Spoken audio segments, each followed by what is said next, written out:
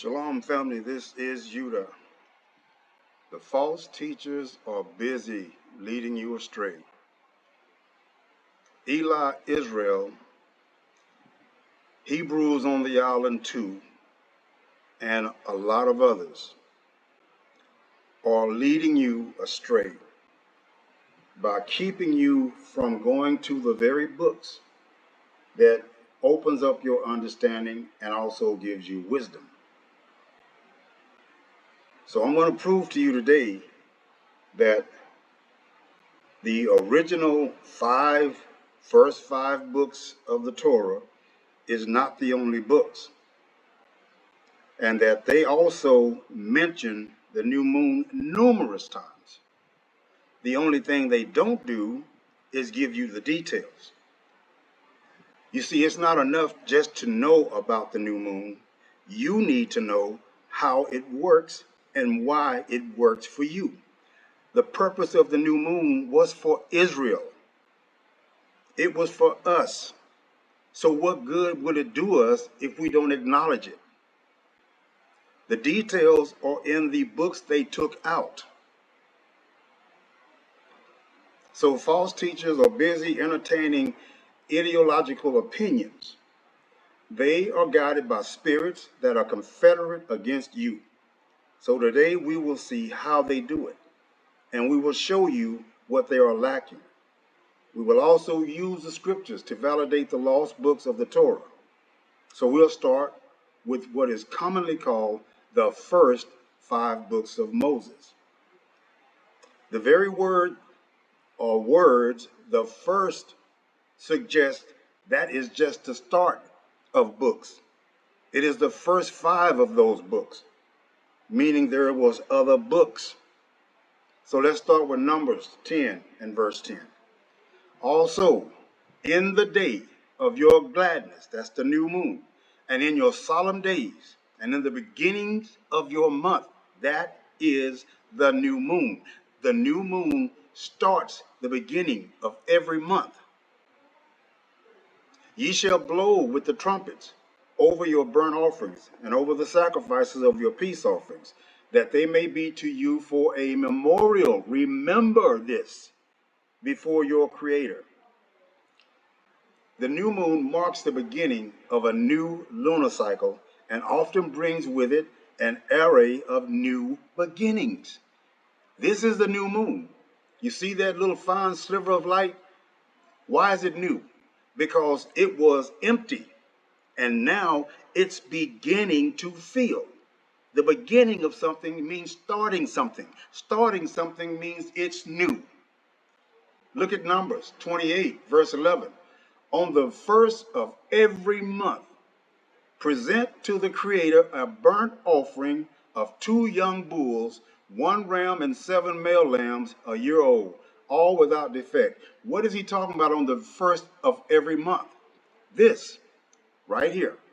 The first. This is the first of every month. This is what brings in the month. 1 Chronicles chapter 23, verse 31. And whenever burnt offerings were presented to the Lord on the Sabbaths at the new moon feast. What does that tell you? Look at 2 Chronicles chapter 2, verse 4. Behold, I build a house to the name of the Creator, our Father, to dedicate it to him and to burn before him sweet incense, and for the continual showbread, and for the burnt offerings morning and evening on the Sabbaths, and what? And on the new moons. All of this is in the first 5 books. There's a lot more, but I just thought this should be plenty. This should be more than enough. Stop listening to these unqualified teachers who are hit and miss. They're not consistent. Being a smooth talker does not mean you're wise. It does not make you right. The scriptures make it right. 2 Chronicles chapter 8, verse 13. Even after a certain rate, every day, offering according to the commandment of Moses on the Sabbaths and what? And on the new moons. 2 Chronicles 31:3. The king contributed from his own possessions for the morning and evening burnt offerings and for the burnt offerings on the Sabbaths and at the new moons, at the appointed festivals, as written in the law of our Creator. Ezra chapter 3 verse 5. And afterward offered the continual burnt offering, both of the new moons and of all the set feasts. All the set feast. This thing is set. And who gives us or anybody else the right to change it? It was set in the heavens from the very beginning as a map, a guide for Israel. And our people don't want to follow it because they're scared of the books that were taken out. It's funny how you know the books was removed, but you don't bother to go look for them. You want to stick with half the books. These teachers, my goodness, these teachers, how can you even fix your mouth to call yourself a teacher when you are the very reason they're going astray? I'm not here to debate with anybody. And I've had people tell me that they agree with most of what I say. Let me correct you here. Don't agree with what I say. Agree with what the scripture says. That's the reason I bring the scripture. So you can't say I said anything. I'm repeating what was already said and already written. That's it. That's all I'm doing. So don't shoot the messenger because you don't like the message. So if you don't agree with what I'm telling you, which is the scriptures, it's not me you don't agree with. Who do you think you're disagreeing with? Ezekiel chapter 46 and verse 1. This is what the sovereign creator says. The gate of the inner court facing east is to be shut on 6 working days, but on the Sabbath day and on the day of the new moon, it is to be open. I don't know how much more a person needs. Ezekiel chapter 46 and verse 3. On the Sabbaths and new moons. On the Sabbaths and new moons. Ezekiel chapter 46 and verse 6. And on the day of the new moon. This is all through the first 5 books.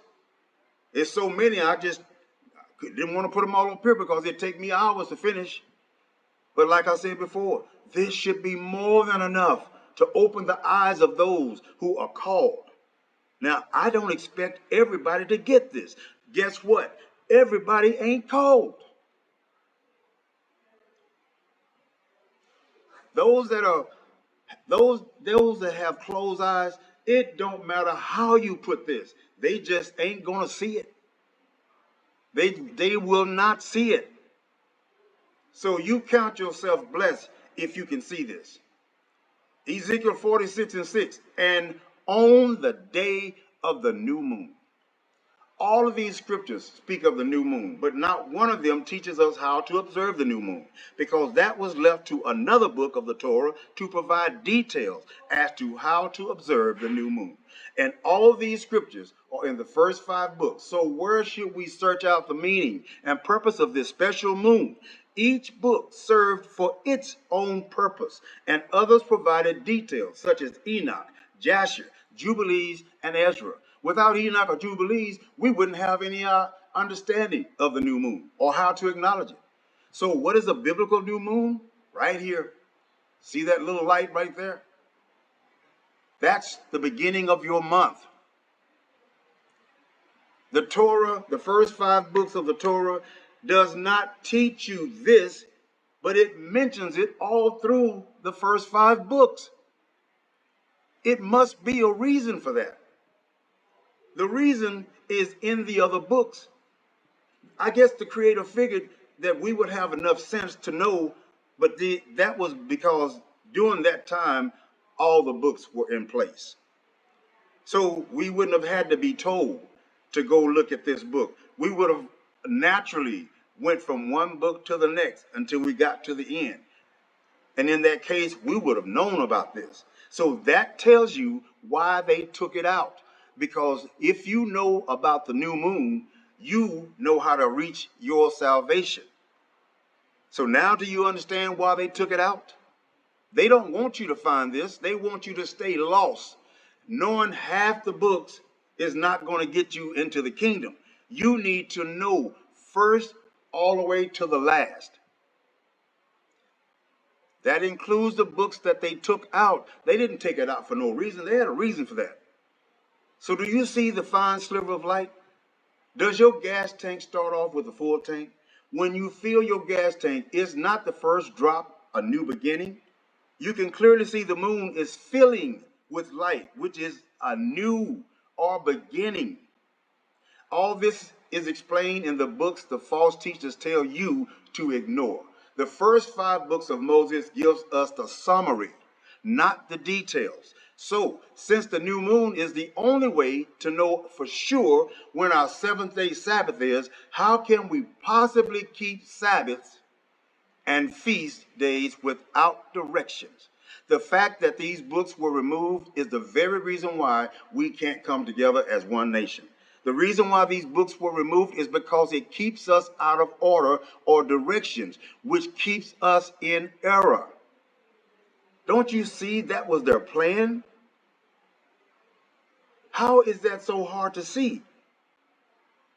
This shouldn't be a surprise. You know they took books out. Everybody knows this. Everybody knows they took books out. I can't understand how come you can't realize that the books they took out are now beginning to surface. Didn't the Creator say that in the end days, knowledge would increase? Didn't the Creator say, seek Him diligently? When you seek Him, you seek His Word. To seek His Word means you need to find the book where He spoke. And every one of these books that they claim is forgeries, He speaks. Every single one of them, He speaks. And you've been manipulated to believe these are forgeries. Wake up, people. You don't have a lot of time.